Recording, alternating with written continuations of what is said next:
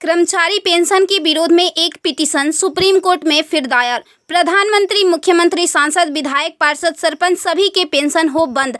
अब विधायकों, सांसदों की खैर नहीं। सुप्रीम कोर्ट में एक जनहित याचिका दायर हुई है। इसे आपके आकलन के लिए भेज रहे हैं। प्रिय सम्मानित भारत के नागरिकों, आपसे इस संदेश को सुनने का अनुरोध किया जाता है और अगर सहमत है तो कृपया अपने संपर्क के सभी लोगों को भेजें और बदले में उनमें से प्रत्येक को भी आगे भेजने के लिए कहें।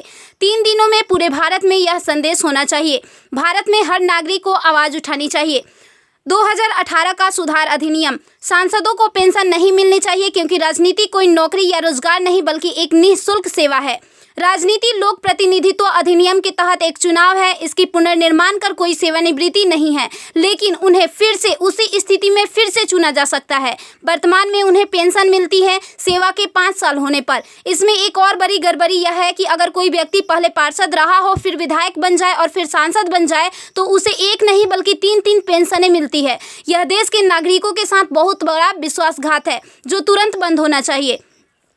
केंद्रीय वेतन आयोग के साथ संसद सदस्यों, सांसदों का वेतन भत्ता संशोधित किया जाना चाहिए और इनको इनकम टैक्स के दायरे में लाया जाए।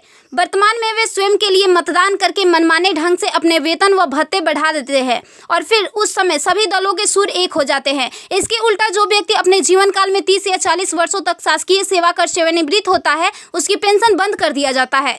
सांसदों को अपनी वर्तमान स्वास्थ्य देखभाल प्रणाली त्यागनी चाहिए और भारतीय जन स्वास्थ्य के समान स्वास्थ्य देखभाल प्रणाली में भाग लेना चाहिए। इलाज विदेश में नहीं, भारत में होना चाहिए इनका। अगर विदेश में करवाना है तो अपने खर्च से करवाए, अन्यथा मर जाए।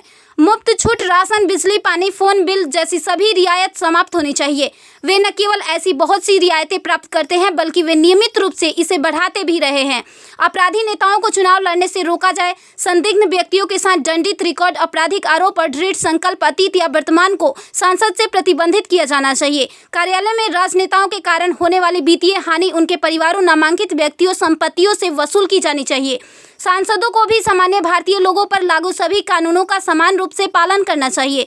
नागरिकों द्वारा एलपीजी गैस सब्सिडी का कोई समर्पण नहीं जब तक सांसदों और विधायकों को उपलब्ध सब्सिडी, संसद कैंटीन में सब्सिडी वाले भोजन सहित अन्य रियायतें वापस नहीं ले ली जाती। संसद में सेवा करना एक सम्मान है, लूटपाट के लिए एक आकर्षक करियर नहीं। फ्री रेल और हवाई जहाज की यात्रा सुविधा बंद हो।